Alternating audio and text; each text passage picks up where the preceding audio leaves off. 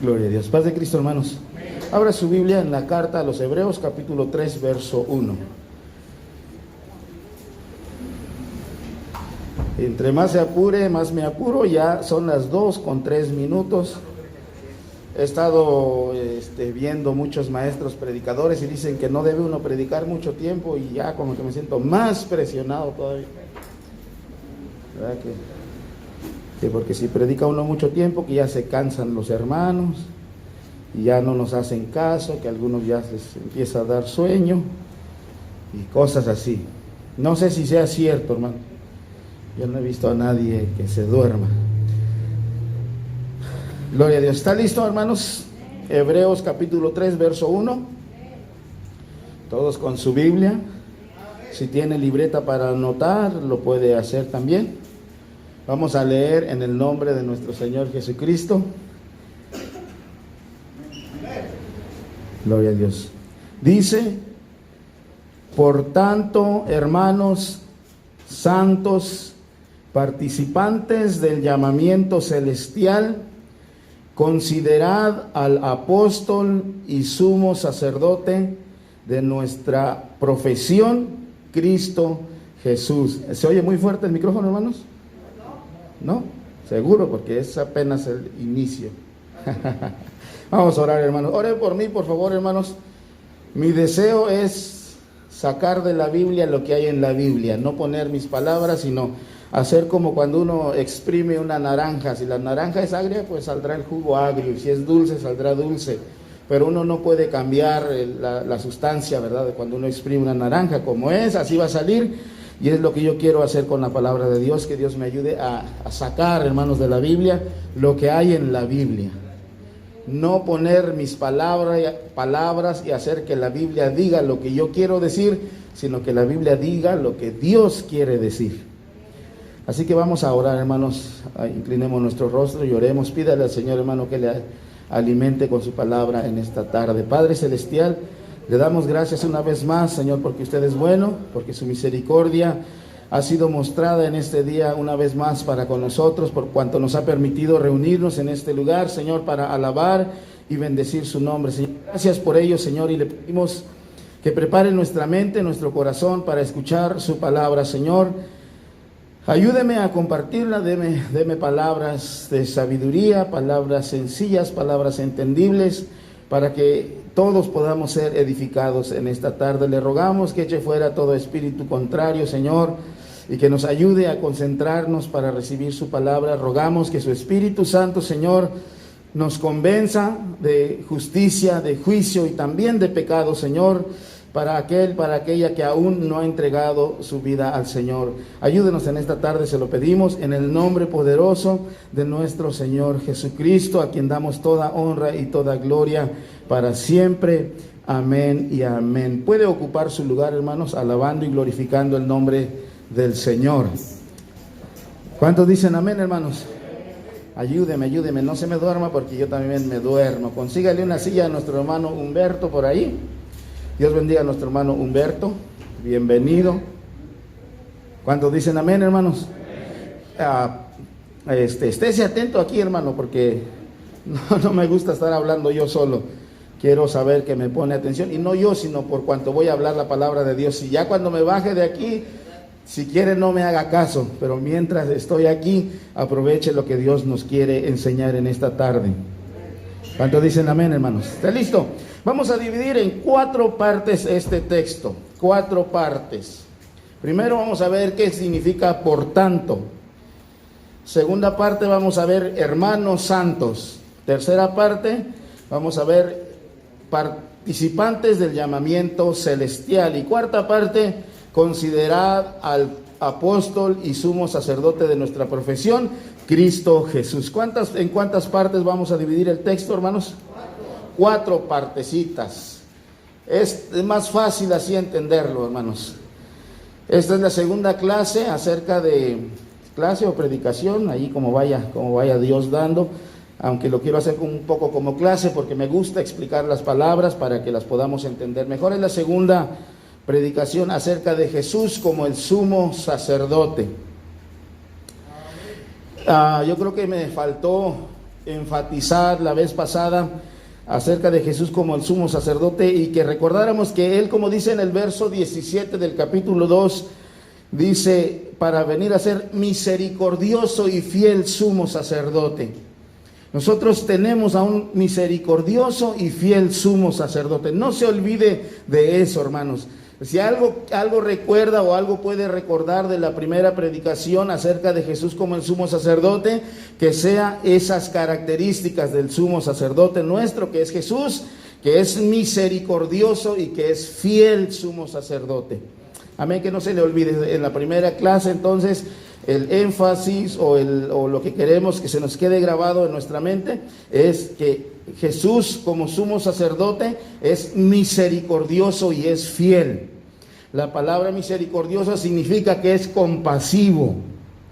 ¿Cuántos han conocido a alguna persona compasiva? Yo he conocido, yo no soy tan compasivo y a lo mejor, me falta muchísimo, pero yo he conocido personas muy compasivas, hermano, que aún pueden llorar porque ven que alguien sufre, aunque no sea su familiar.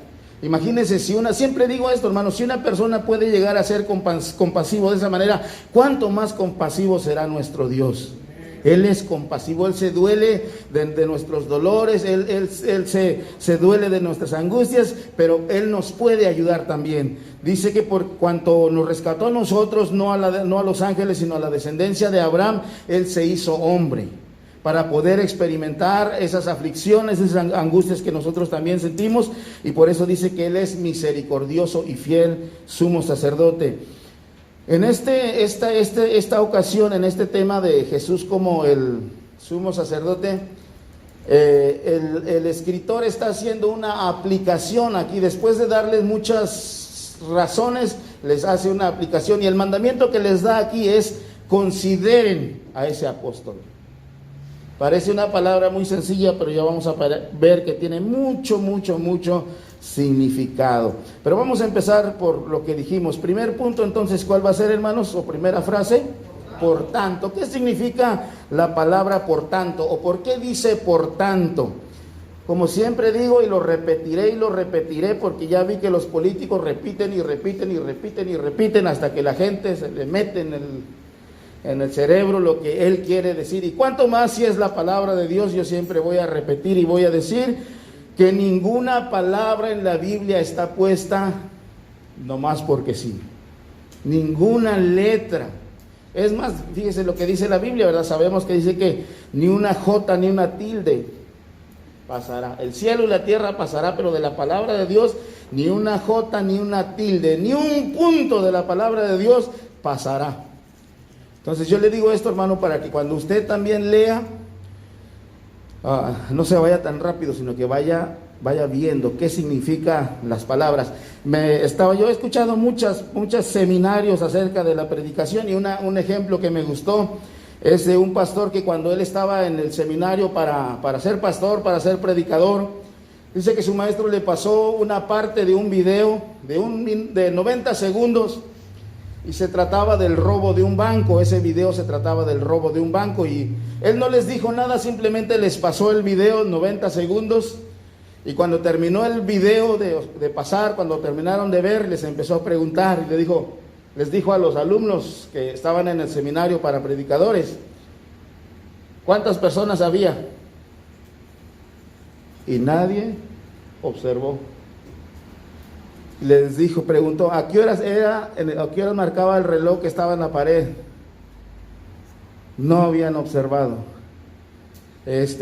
¿Con qué número terminaba la placa del vehículo de los ladrones? Reprobaron los alumnos. Entonces ahí les dio la lección y les dijo, ustedes tienen que observar. Y les pasó nuevamente el video, y entonces ya se dieron cuenta lo que había pasado, cuánta gente había, a qué hora marcaba el reloj. Y hay muchas preguntas sobre ese video. Lo que les quiso enseñar es que cuando nosotros leemos la Biblia tenemos que observar detenidamente. Decía también otro ejemplo él, que nosotros cuando leemos la Biblia y la estudiamos tenemos que ser como los investigadores de crímenes, donde ha habido un crimen. ¿Verdad? Entran los investigadores y tratan de no mover nada, no tocar nada, y ellos están entrenados para preguntarse muchas cosas. ¿por qué estaba ese suéter ahí, por ejemplo? ¿Por qué estaba abierta la ventana? Y empiezan a investigar todo, esta mancha de qué es, y ellos ven todo. Y nosotros también tenemos que ser así con la palabra de Dios, ver todo, calmadamente, con mucho cuidado, ver la palabra de Dios. Y le estoy diciendo esto, hermano, para que a lo mejor usted dice, el hermano se tarda mucho por un texto o por una frase, pero es que así es, hermano, tiene significado la palabra de Dios. Por tanto, dice la primera frase. ¿Por qué dice por tanto? ¿O a qué se refiere? ¿O por qué dice esa frase?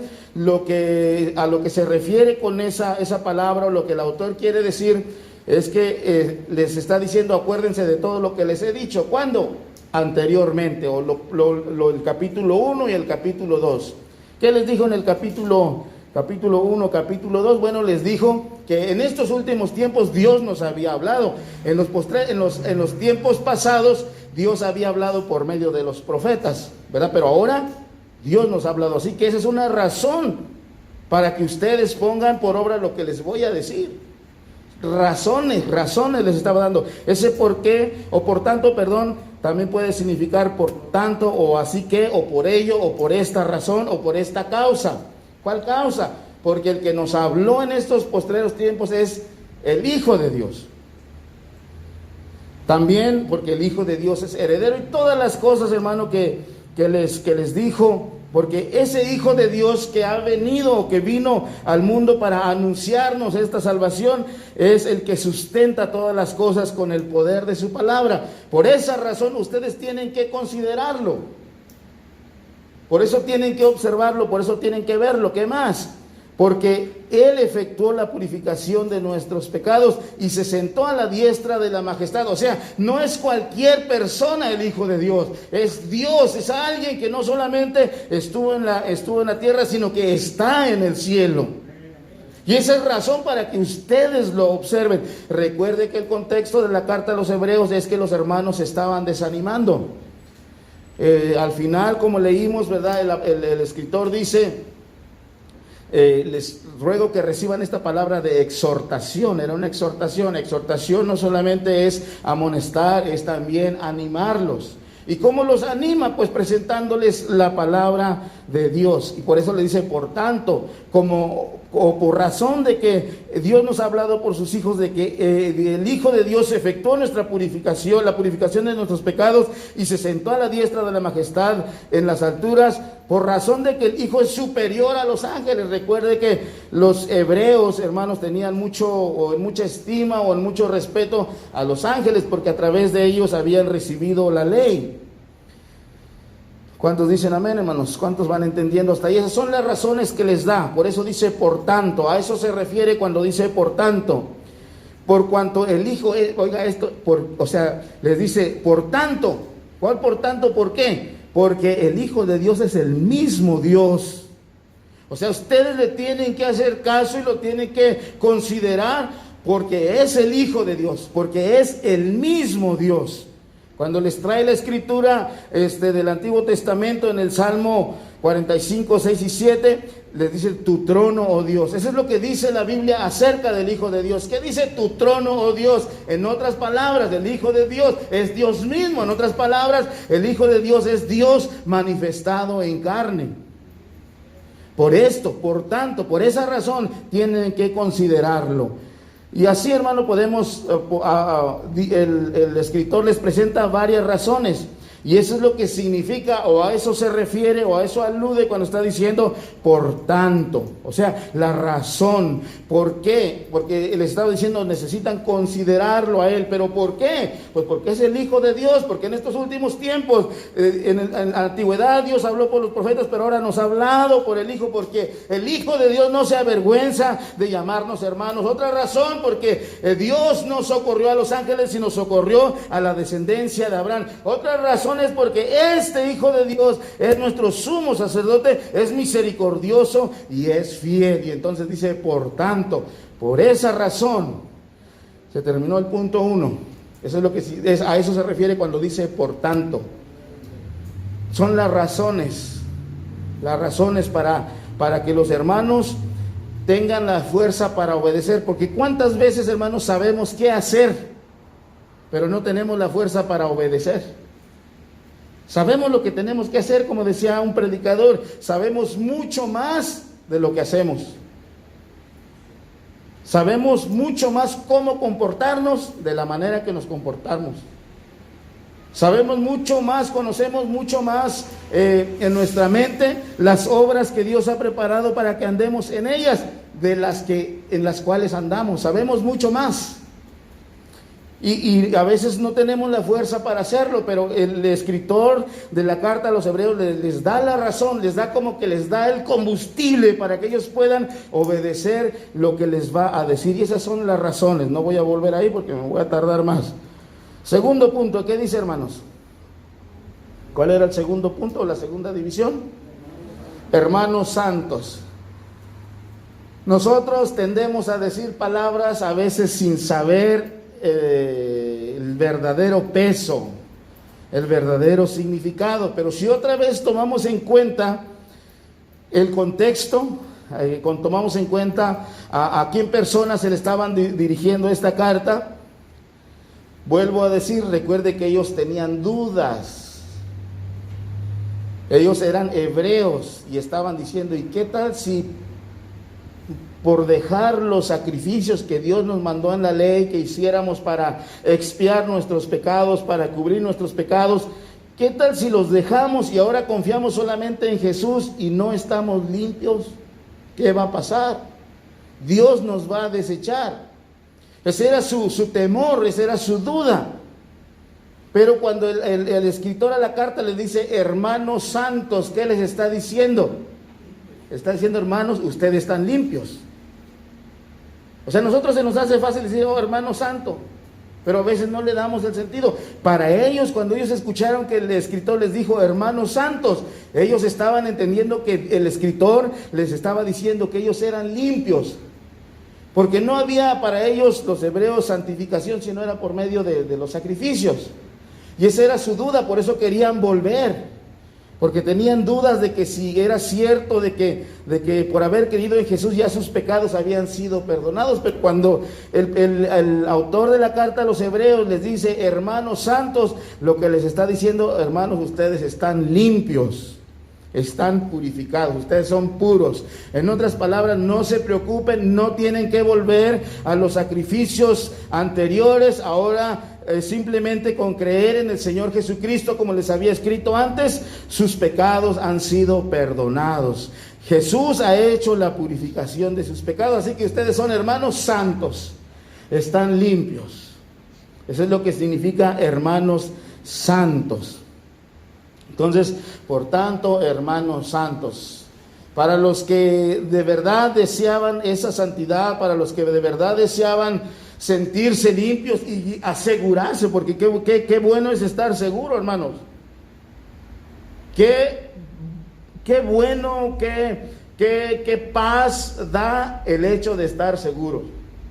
Cuando algo nos hace falta y alguien nos asegura que nos los va a suplir, hermano, viene la paz a nosotros.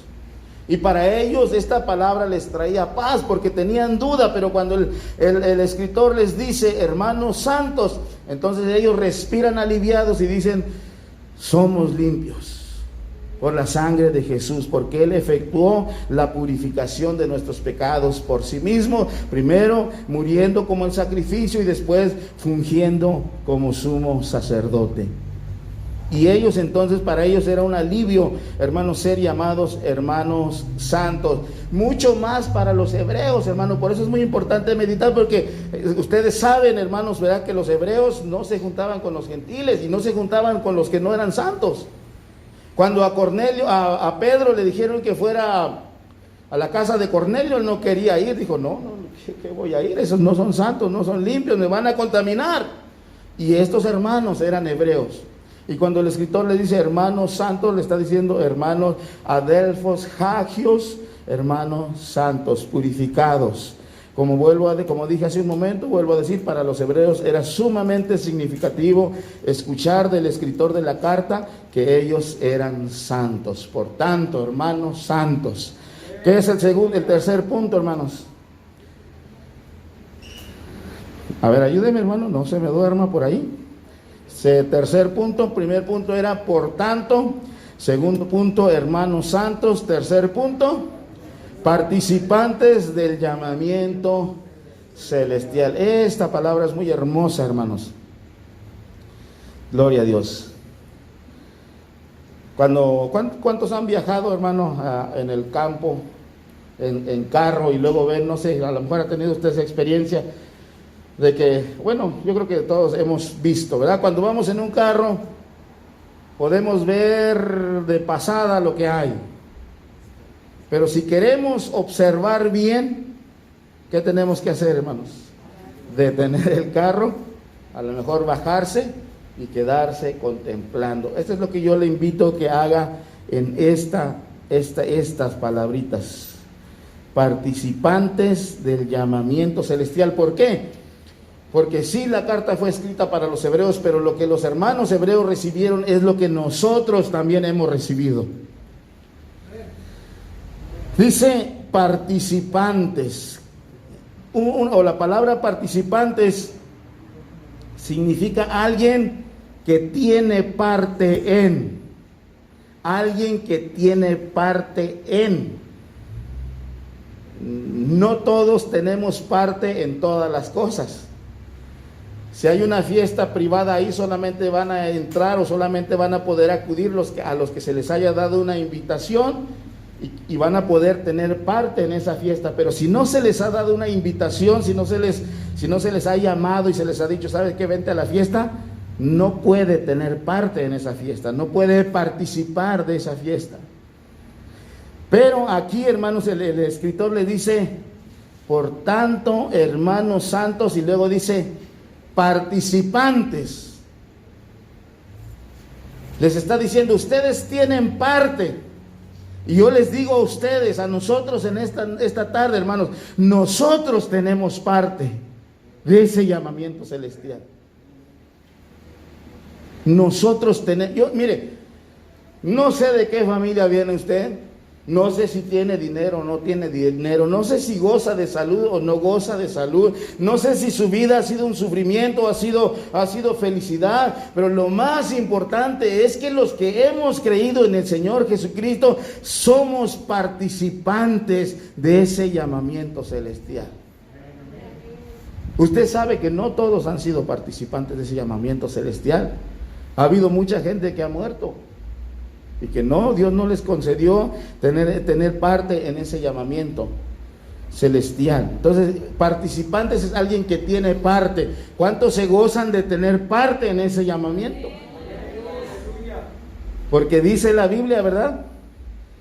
Tendré misericordia de quien yo tenga misericordia y me compadeceré del que yo me compadezca. Así que no depende del que quiere ni del que corre, sino de Dios que tiene misericordia.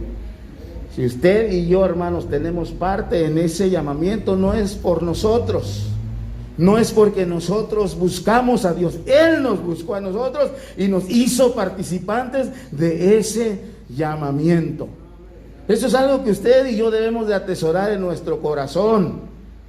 Para que no importe, hermanos, lo que estemos pasando, no importe, como decía el apóstol Pablo, si tengo abundancia o tengo escasez, todo lo puedo en Cristo que me fortalece, porque hay algo mucho más grande, mucho más importante que yo tengo que las cosas de este mundo.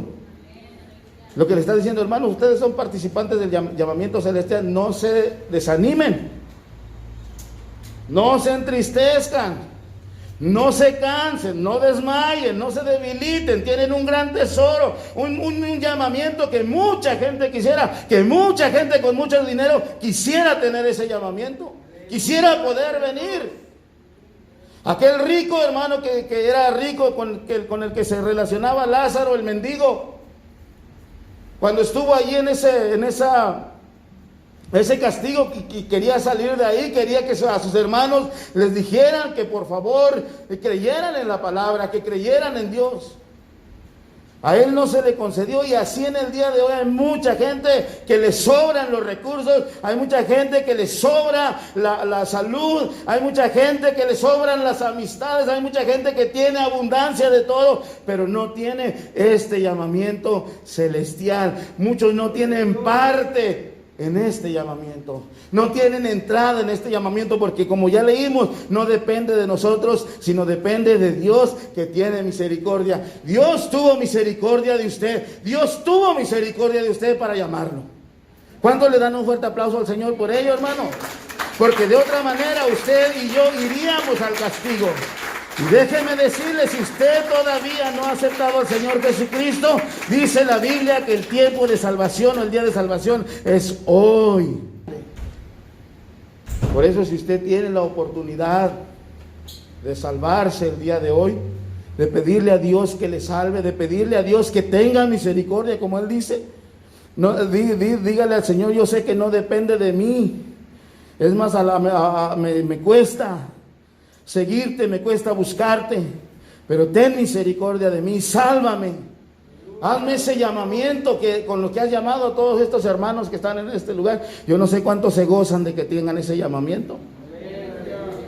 Participantes del llamamiento celestial. La palabra llamamiento es del griego klesis, y es una invitación. Esta palabra es exclusiva, hermanos. La palabra klesis es exclusiva de una invitación de origen, de naturaleza y de destino celestial. Es una invitación de origen divino, de naturaleza divina y con un destino celestial. Los que hemos recibido este llamamiento, hermanos, hemos recibido este llamamiento para estar en el cielo con nuestro Señor. Me río porque yo tengo ese llamamiento, esa invitación para ir al cielo. ¿Cuántos lo tienen también? Usted tiene una invitación para ir al cielo, hermanos. Mucha gente quisiera eso, poder tener una invitación para ir o quisiera tener una invitación para ir a un festival, para ir a un evento de clase mundial, un mundial de fútbol, posiblemente cualquier cosa de esos. Pero ¿sabe qué? Nosotros tenemos invitación, nosotros tenemos llamamiento de origen, un llamamiento de Dios, un llamamiento de naturaleza divina con destino al cielo. ¿Cuántos dicen amén, hermanos? Si gusta acompañarme en Filipenses capítulo 3, verso 14. Allí el apóstol Pablo llama a este llamamiento supremo llamamiento. Supremo llamamiento de Dios. ¿Cuántos alaban al Señor en esta tarde, hermanos? ¿Cuántos alabamos al Señor por su bondad? Gloria a Dios. Filipenses capítulo 3, verso 14. Yo también lo voy a buscar para leerlo, aunque aquí lo tengo anotado en mi aparatito este.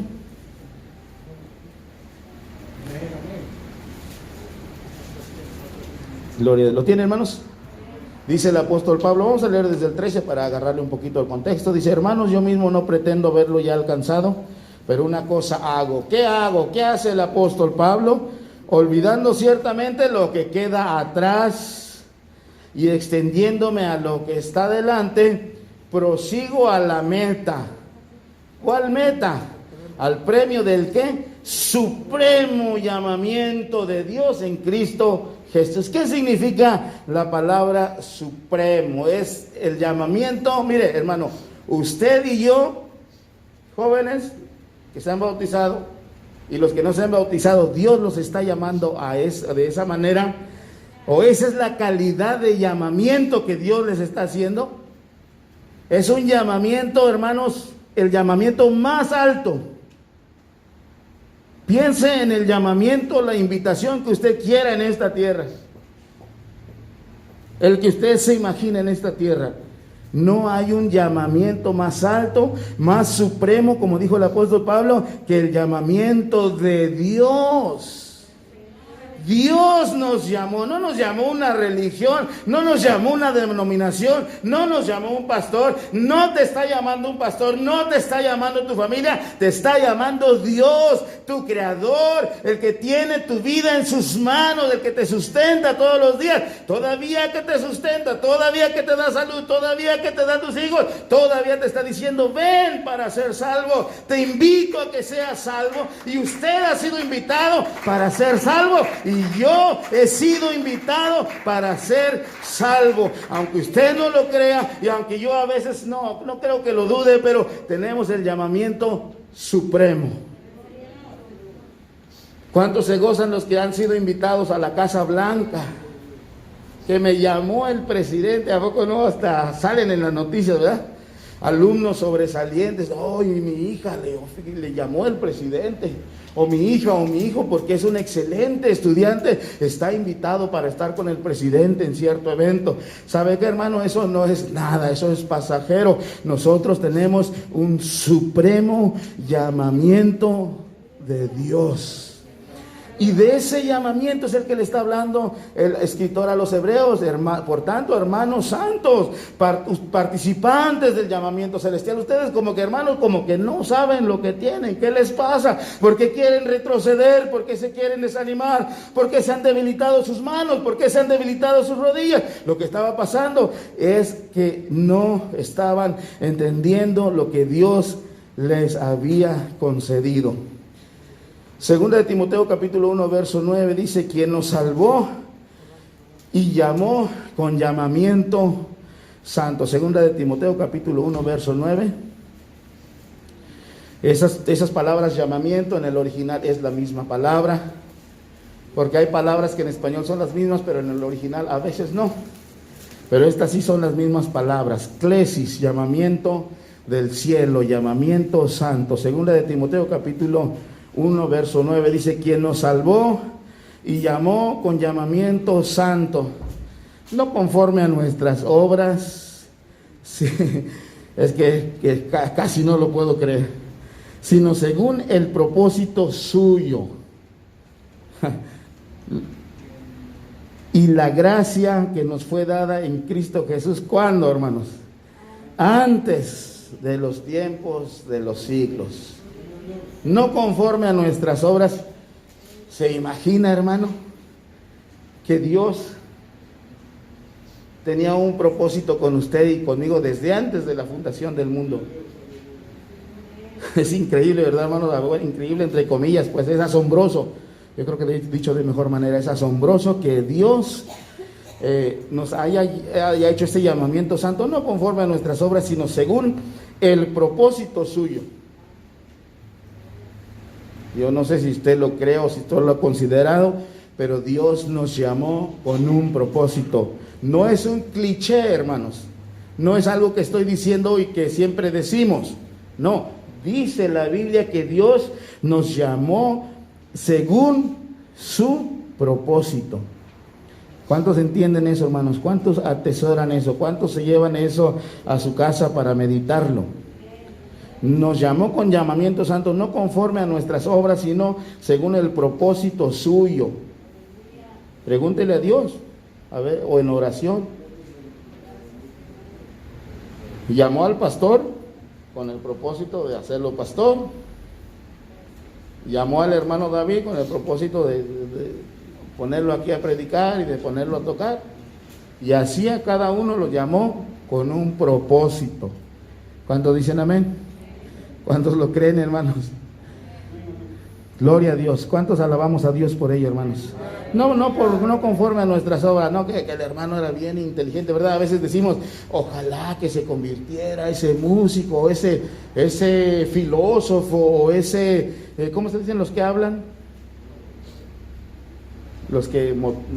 ¿Cómo se dice a los que dan pláticas? ¿Cómo? Conferencista. Ojalá se convirtiera ese conferencista. ¿Cómo serían sus predicaciones? Pero no es así, hermanos. Dios nos escogió a nosotros. De lo vil y menospreciado. Imagínense, es que sí, es asombroso. De lo vil y menospreciado, de eso dice Dios, yo tengo un propósito con ellos. Y hermano, no se me acaba de ocurrir ahorita, sino que lo tengo desde antes de la fundación del mundo. Antes de que se empezara a contar el tiempo, yo ya, o desde la eternidad también se puede decir, ya tenía un propósito con nosotros. Y cuando llegó el tiempo, se nos dio ese llamamiento santo, no conforme a nuestras obras, sino según el propósito suyo y la gracia que nos fue dada en Cristo Jesús antes de los tiempos de los siglos. Antes de los tiempos de los siglos, usted y yo que éramos borrachos, usted y yo que éramos maldicientes, no sabíamos que ya antes de los tiempos de los siglos, Dios nos había dado una gracia para ser llamados a su camino, para tener esa invitación, ese llamamiento celestial, para ser santos. Eso debe de meter combustible a nuestro ser, nuestro espíritu. Gloria a Dios. Por eso me gusta la palabra de Dios, porque no tengo que inventarme nada, simplemente tengo que decir lo que dice la palabra de Dios. Segunda carta a Tesalonicenses capítulo 1 verso 11. Segunda carta a los Tesalonicenses capítulo 1 verso 11. Segunda carta a los Tesalonicenses capítulo 1 verso 11.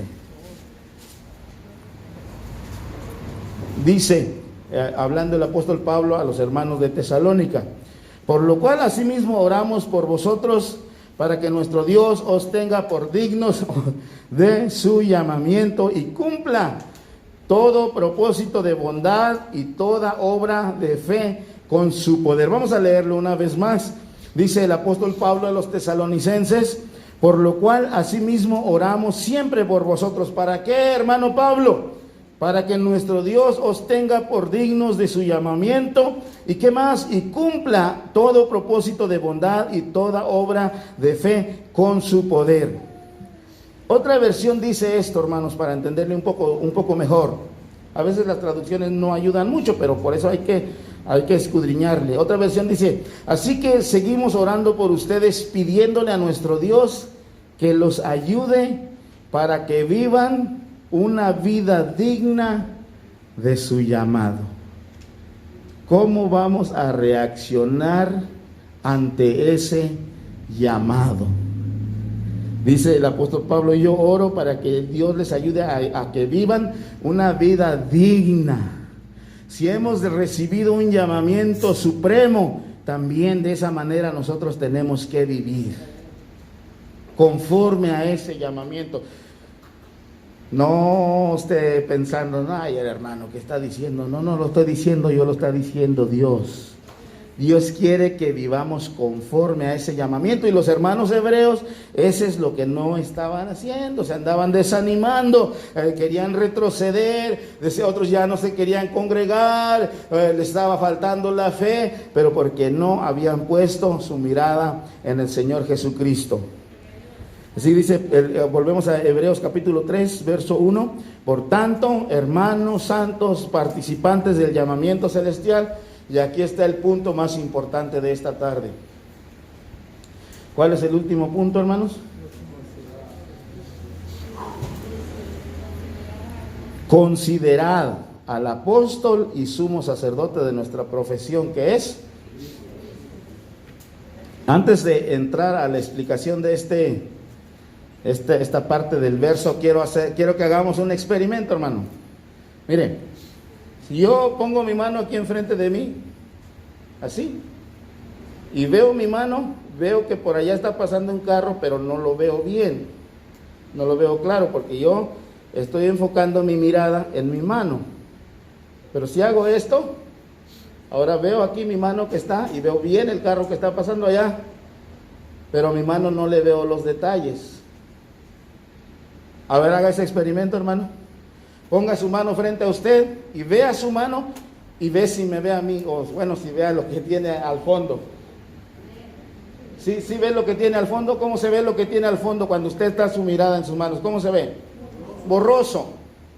Pero a ver, vea, quite la mirada de su mano y vea para lo que usted tiene de fondo. La mano se ve borrosa, ¿verdad? Sí se ve que ahí está, pero se ve borrosa. ¿Cuántos le salió el experimento? Eso es lo que sucede cuando no ponemos nuestra mirada en el Señor Jesús. ¿Cuántos me escucharon, hermanos?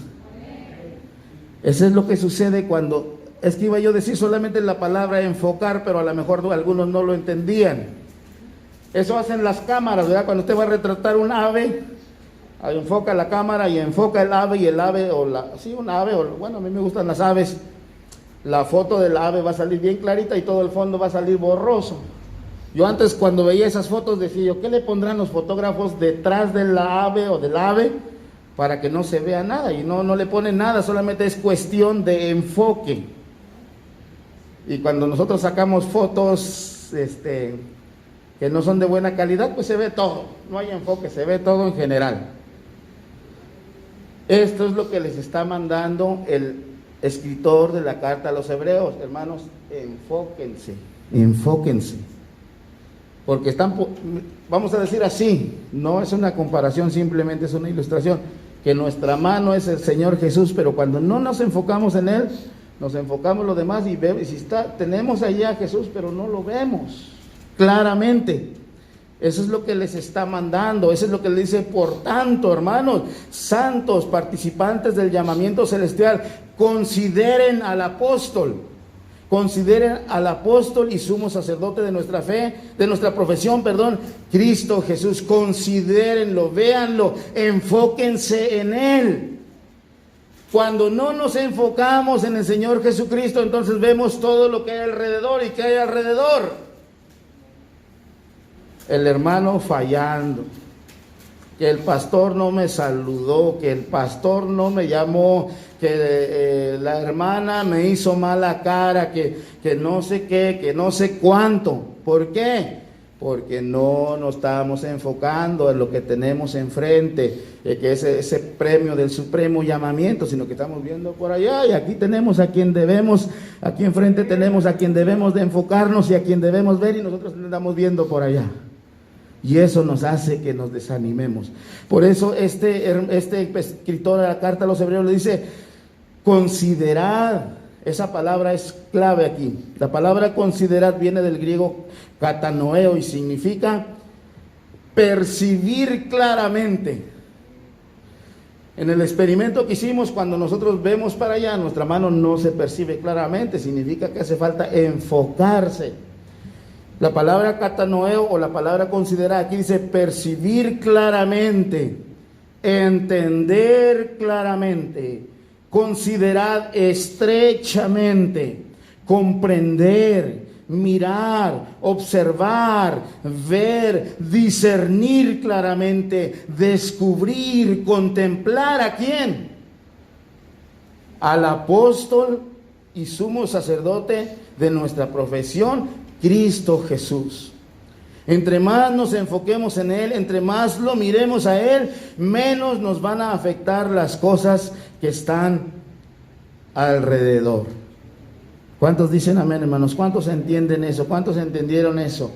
Cuando nos estamos desanimando, como le pasaba aquí a los hermanos hebreos, era porque no estaban considerando a nuestro Señor Jesucristo, no lo estaban observando bien, no estaban comprendiendo, no lo estaban contemplando, no estaban discerniendo lo que Dios les había concedido. Hebreos capítulo 12, verso 2 dice: puestos los ojos en Jesús. Yo creo que más claro no puede ser, ¿verdad? Hebreos capítulo 12, verso 2. Toda esta carta de Hebreos es exhortación y son razones para que los hermanos vuelvan a levantarse, vuelvan a fortalecerse, vuelvan a animarse. Hebreos capítulo 12, verso 2. ¿Lo tiene, hermanos? Hebreos 12, 2. ¿Cuántos han estado estudiando la carta a los hebreos o leyéndola 2, 3, 4, 5, 6 veces? Hay que hacerlo, hermano. Se va usted a fortalecer. ¿Lo tiene? Hebreos capítulo 12, verso 2.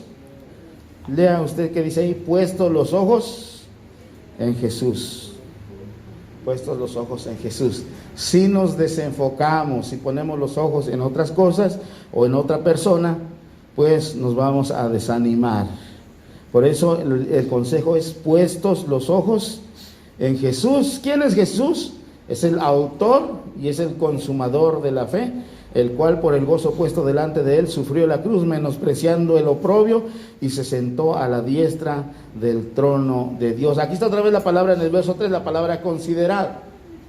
Considerad al mismo, aquel que sufrió tal contradicción de pecadores contra sí mismo. ¿Quién fue?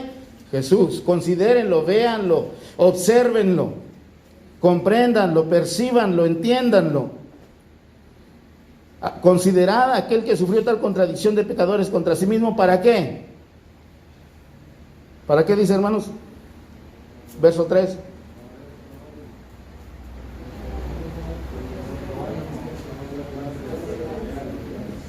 Ajá. Consideradlo a aquel que sufrió tal contradicción de pecadores contra sí mismo. ¿Para qué? Escritor de la carta a los Hebreos, para que vuestro ánimo no se canse hasta desmayar.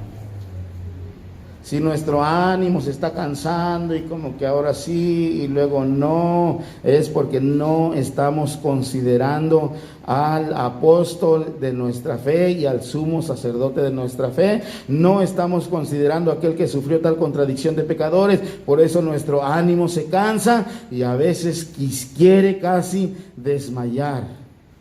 Pero no, dice, considérenlo para que su ánimo no desmaye. ¿Cuántos le dan gloria a Dios en esta tarde, hermanos? Y ahí usted puede leer y puede seguir escudriñando. Mire lo que dice en Hebreos capítulo 3, verso 1. Vamos a pasar un ratito al 2, ya nomás como una lectura, para que veamos quién es ese que nos ha llamado, quién es ese apóstol y sobre todo quién es ese sumo sacerdote que es nuestro sumo sacerdote, porque ese es el punto, o esta es la serie que estamos llevando. ¿Quién es Jesús de Nazaret? Jesús de Nazaret es nuestro sumo sacerdote, o el gran sumo sacerdote. ¿Y qué tenemos que hacer con él? Necesitamos considerarlo, necesitamos meditar en él, meditar en lo que ha hecho por nosotros, meditar en ese llamamiento que nos ha hecho, meditar en cómo él murió, en cómo él sufrió para salvarnos, en cómo efectuó la purificación de nuestros pecados. Necesitamos considerarlo. Al apóstol y sumo sacerdote de nuestra fe, Cristo Jesús, el cual, dice, es fiel. Cuando los hermanos hebreos escuchaban la palabra fiel, era de mucho gozo para ellos, porque lo que significa es que pueden confiar en él, podemos confiar en él. Es fiel al que le constituyó, como también lo fue Moisés en toda la casa de Dios. ¿Por qué les pone a Moisés ahí como comparativo o como comparación? Porque los hebreos tienen mucho respeto por Moisés. Moisés les dio la ley, les enseñó la ley. Bueno, dice, Jesús es fiel al que le constituyó, como también Moisés en toda la casa de Dios. Porque de tanto mayor gloria que Moisés es estimado digno cuanto tiene mayor honra que la casa el que la hizo. De tanto mayor, o sea, el escritor de la carta a los hebreos le decía a los hermanos hebreos: mire, hermanos hebreos, yo sé que ustedes aprecian a Moisés, ustedes saben que Moisés les dio la ley, pero Jesús, sumo sacerdote nuestro, es de tanto mayor gloria que Moisés, cuanto tiene mayor honra que la casa el que la hizo. Cuando vemos una construcción, sobre todo allá en nuestros pueblos, es muy notable cuando están todas las casitas de madera, de lámina, de cartón, lámina de metal, y de repente por ahí se levanta una casona de 2, 3 pisos con ventanas bonitas y puertas bonitas y pintura bien, y dicen: ¿y esta casa de quién es? Porque la casa dice que el que la hizo tiene honra, ¿verdad? Siempre se pregunta de quién es, y aquí dice: porque cuanto tiene mayor honra que la casa el que la hizo. Moisés fue fiel en la casa de Dios, significa el pueblo de Dios. Pero dice: porque toda casa es hecha por alguno. Casa aquí no está refiriendo a una casa, sino está hablando figurativamente del pueblo de Dios. Moisés fue fiel en el trabajo que Dios le encomendó en su casa, en su pueblo. Porque toda casa es hecha por alguno, pero el que hizo todas las cosas es Dios. ¿Y quién es Jesús? Es Dios. ¿Y quién es el sumo sacerdote? Nuestro es Dios. Jesús, nuestro sumo sacerdote, es Dios. Jesús, nuestro cordero, es Dios manifestado en carne. Es lo que le está diciendo. Yo sé que ustedes honran a Moisés, lo veneran, lo respetan, pero este es Dios. Por eso lo tienen que considerar. Dice: Moisés a la verdad fue fiel en toda la casa de Dios como siervo, para testimonio de lo que se iba a decir. Pero Cristo como hijo sobre su casa. Él es el dueño.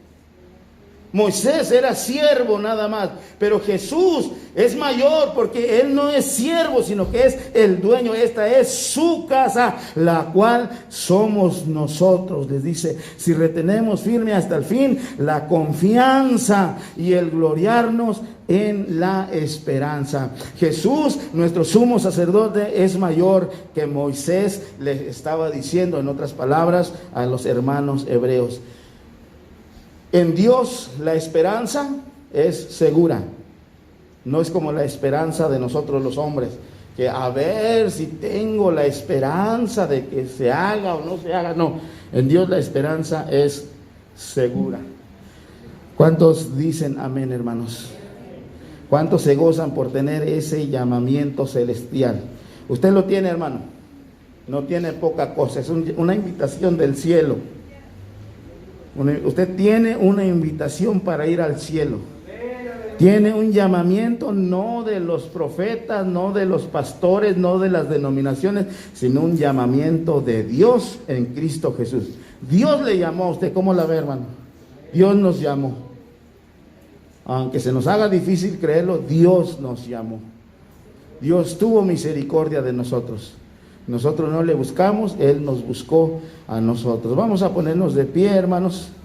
Vamos a orar para ser despedidos. Gracias por escuchar. Siga orando por mí para que Dios me ayude, hermanos, a seguir compartiendo su palabra. Vamos a orar, hermano. Póngase de pie. Si usted ha escuchado el llamamiento de Dios y los que no se han bautizado todavía, si es un joven o una joven que ha estado aquí en la iglesia, ha escuchado esto que estoy diciendo, que estoy compartiendo, es un llamamiento de Dios. ¿Cuántos dicen amén, hermanos? ¿Cuántos de los que ya han sido llamados dicen amén? Que la predicación es un llamamiento de Dios. Es un llamamiento de Dios. Dios les está llamando. A los que no se han bautizado todavía, Dios les sigue llamando hasta el día de hoy. Hasta esta hora, que son las 2:56 de la tarde, Dios les sigue llamando.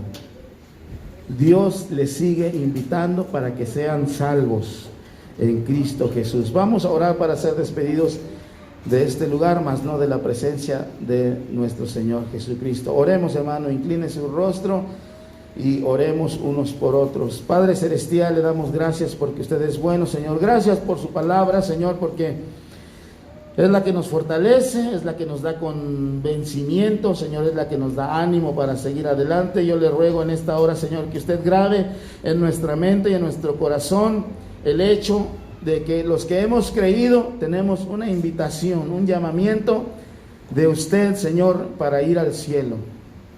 Una invitación, Señor, celestial, para ser salvos, para ser santos. Gracias le damos por ello, Señor. Le pido que usted ponga en el corazón y la mente, Señor, de nuestros amigos que aún no se han bautizado, Señor, que consideren también, Señor, aceptar esa invitación, aceptar ese llamamiento que usted les está haciendo. Aún nuestros jóvenes, Señor, que han crecido en esta congregación, porque, Señor, su palabra es clara, Señor. Si alguien no ha aceptado, Señor, esa invitación, ese llamamiento, Señor, no puede entrar en ese lugar llamado el cielo, Señor. Bendiga, Señor, a nuestros amigos, Señor, y aún nuestros hijos, Señor, en esta congregación, para que pronto, Señor, puedan aceptar esa invitación, ese llamamiento, Señor, para tener la vida eterna, Señor. Yo le ruego que usted siga trabajando en sus mentes y en sus corazones, Señor, convenciéndolos, Señor, de ese amor tan grande que usted tiene por nosotros. Padre, bendiga a cada uno de mis hermanos que han asistido a este lugar y los que no se encuentran el día de hoy, Señor, donde quiera que esté, cuídelos igual.